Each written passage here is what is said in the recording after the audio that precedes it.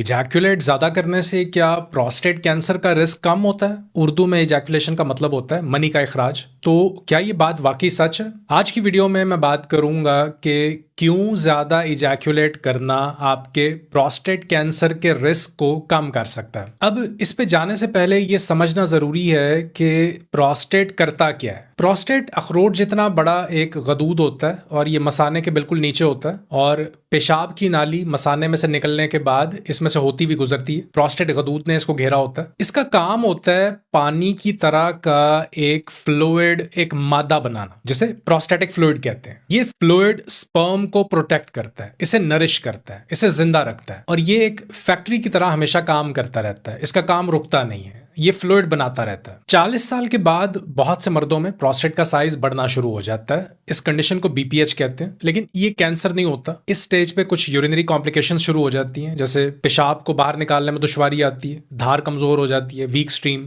और मसाना जल्दी भरने का एहसास होता है। रात को बार बार उठना पड़ता है पेशाब के लिए, और उम्र बढ़ने के साथ प्रोस्टेट कैंसर का रिस्क भी बढ़ जाता है। हर 8 में से एक मर्द प्रोस्टेट कैंसर के रिस्क पे होता है। तो इसलिए इस पॉइंट पे इजैकुलेशन फ्रीक्वेंसी का ये टॉपिक बहुत अहम हो जाता है, क्योंकि ये डायरेक्टली कनेक्टेड होता है प्रोस्टेट हेल्थ से। अब सवाल ये पैदा होता है कि ये मैटर क्यों करता है। इसको समझने के लिए एक थ्योरी है जिसे प्रोस्टेट स्टैग्नेशन हाइपोथेसिस कहते हैं। इस थ्योरी के मुताबिक जब आप रेगुलरली इजैकुलेट करते हैं तो आप दरअसल प्रोस्टेट को क्लियर कर रहे होते हैं। इन नालियों को अगर आप पाइप समझ लें तो ये पाइप्स क्लीन होती रहती हैं। आपका अपना पुराना cellular material, dead cells, toxins और इन्फ्लेमेटरी सब्सटेंसेस को बॉडी बाहर निकाल देती है। अदरवाइज ये प्रोस्टेट में जमा होते रहते हैं। तो इसे एक फिल्टर की सफाई से कंपेयर किया जा सकता है। एक फिल्टर जिसे रेगुलरली साफ किया जा रहा है तो ये मशीनरी बेहतर काम करती है, और जिसे ऐसे ही छोड़ दिया जाता है तो इसमें गर्दो गुबार जमा होता रहता है। और जब ये सब्सटेंसेस प्रोस्टेट टिश्यू में लंबे अरसे तक जमा रहते हैं तो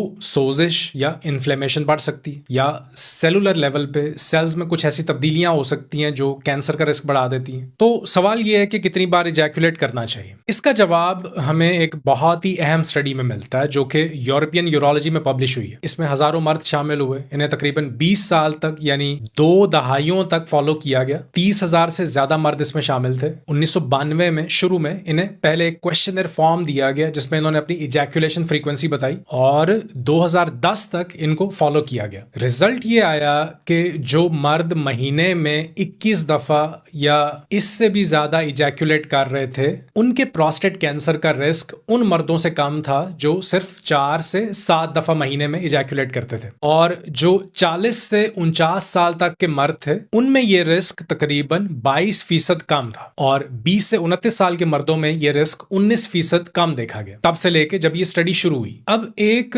निस्बतन नई स्टडी जो साउदर्न स्पेन में हुई है, इसमें इस टॉपिक पे इन्होंने मजीद डीप रिसर्च करने की कोशिश की। तो इन्होंने 456 ऐसे मर्दों को इंक्लूड किया जिनका हाल ही में प्रोस्टेट कैंसर डायग्नोज हुआ था, और 427 ऐसे मर्दों को जिन्हें प्रोस्टेट कैंसर नहीं था। तो इन सब से इनकी एवरेज माहाना इजैकुलेशन फ्रीक्वेंसी पूछी गई कि कितनी बार इजैकुलेट करते हैं, और इस इंटरव्यू से 1 साल पहले की भी फ्रीक्वेंसी नोट की गई। यहां जो दिलचस्प बात सामने आई वो ये कि जिन मर्दों में प्रोस्टेट कैंसर डायग्नोज हुआ उनकी 1 साल पहले इजैकुलेशन फ्रीक्वेंसी कम थी उन मर्दों की निस्बत जिन्हें प्रोस्टेट कैंसर नहीं था। वो कम इजैकुलेट कर रहे थे। तो अब मैं आपको नंबर्स देता हूं क्योंकि मुझे इन नंबर्स ने बहुत सरप्राइज किया। कैंसर वाले ग्रुप में सिर्फ 15% मर्द ऐसे थे जो महीने में 4 दफा या उससे ज्यादा इजैकुलेट कर रहे थे, जबकि जिन्हें प्रोस्टेट कैंसर नहीं था उस ग्रुप में यह नंबर 26% था। तो अगर हम इन मर्दों को कंपेयर करें तो जो कम इजैकुलेट कर रहे थे